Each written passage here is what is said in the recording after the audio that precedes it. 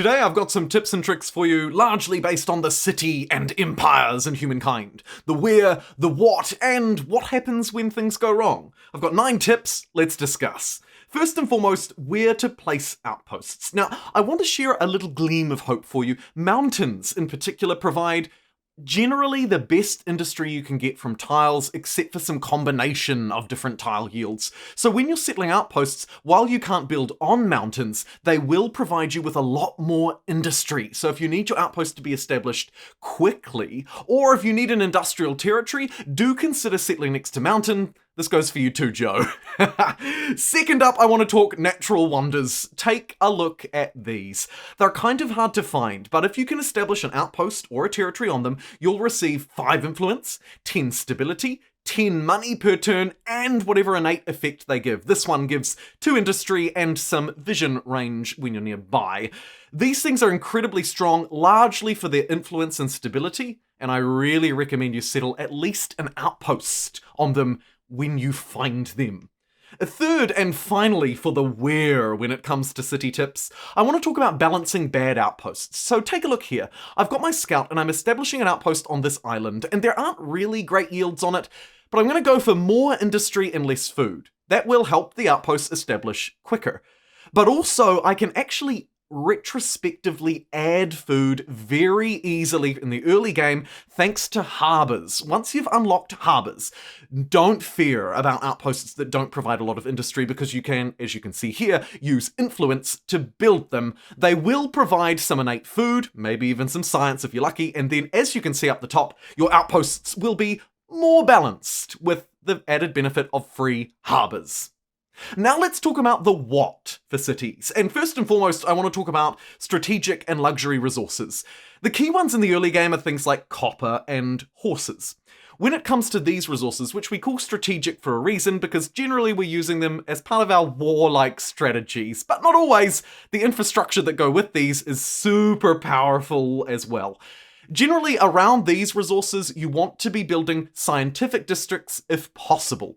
Strategic resources benefit from scientific districts nearby, and in general, luxuries like incense and so forth generate from having gold market quarters nearby. So when you're planning out your cities and your expansions, like I'm doing here with my Great Obelisk, I'm more likely to place it next to luxury resources rather than strategic ones, despite the game telling me it's good to do either way, because in future I'm more likely to want to put money districts near my luxuries and science districts near my strategic resources. Something to bear in mind if you're planning out in future and you're not quite sure where to place your uniques. I won't place it here because I'll place science there in future. Next up, here in my second tip on the what, I want to talk a little bit more on that actually, about district adjacency planning more broadly. Here I'm playing as the Persians, and their palace is quite straightforward. It gives me influence for adjacent districts. It doesn't require a specific district type, but it does require districts to be adjacent to it. Here you can see the game's offering me 2 perfectly fine, actually really good options to place it down. But other things that I'm considering are, if I place it over here, it'll be next to mountains. I may not be able to build on some of those, so I'll stay away from them.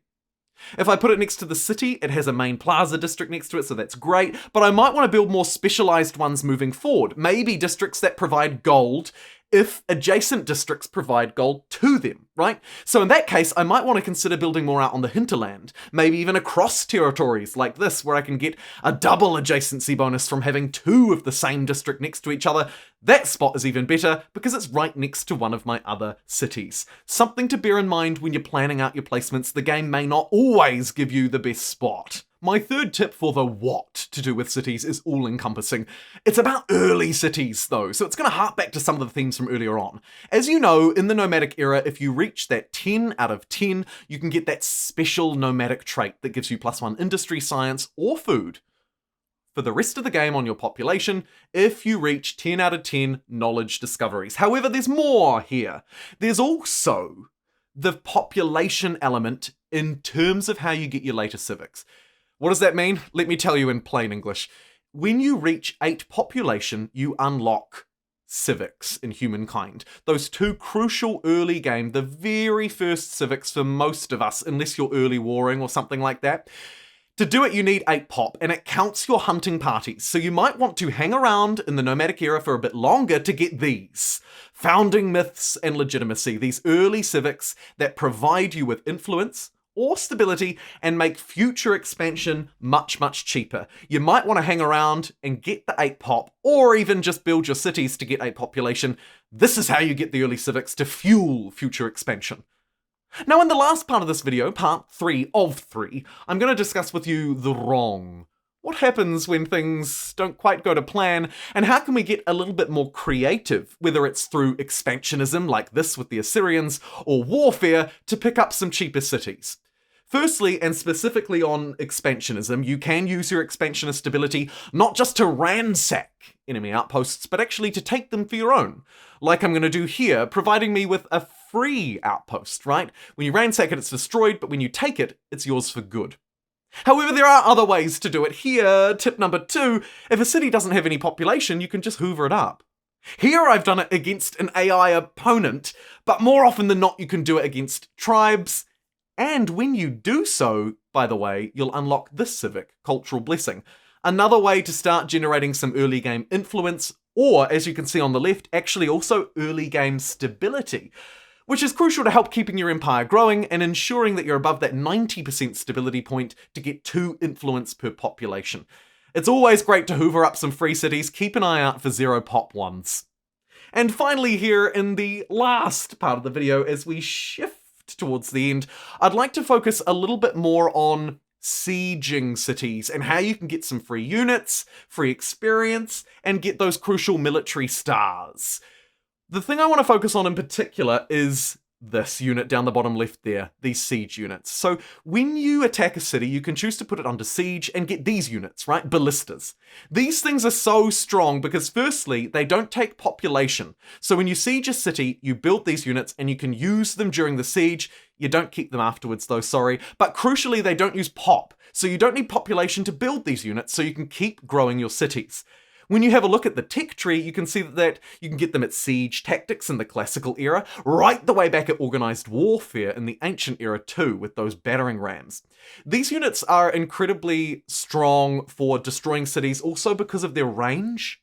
One other thing to note just before I touch on that though, military architecture also allows you to absorb cities. So you're not just getting siege units from this one in the medieval era, you're also getting a vital empire building ability as well.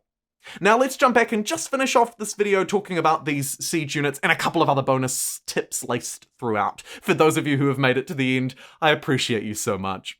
Anyway, yeah, as you can see here, my ballistas sadly perished during the siege, but like I say, they're free units, so who cares?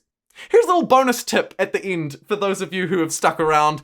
It's about boats. Oh, baby, the boats. If you've watched my live stream, you'll know that Navy is everything. And if things don't go according to plan for you, and you end up in a fight that you can't quite win, or your city's being besieged and they're using those mighty ranged units against you, build some boats and sink the enemy. Try and bait them out, right? I'm not interested in taking on this anti-tank gun, but my boats, my proper trained boats, can destroy and decimate embarked units, as you just saw.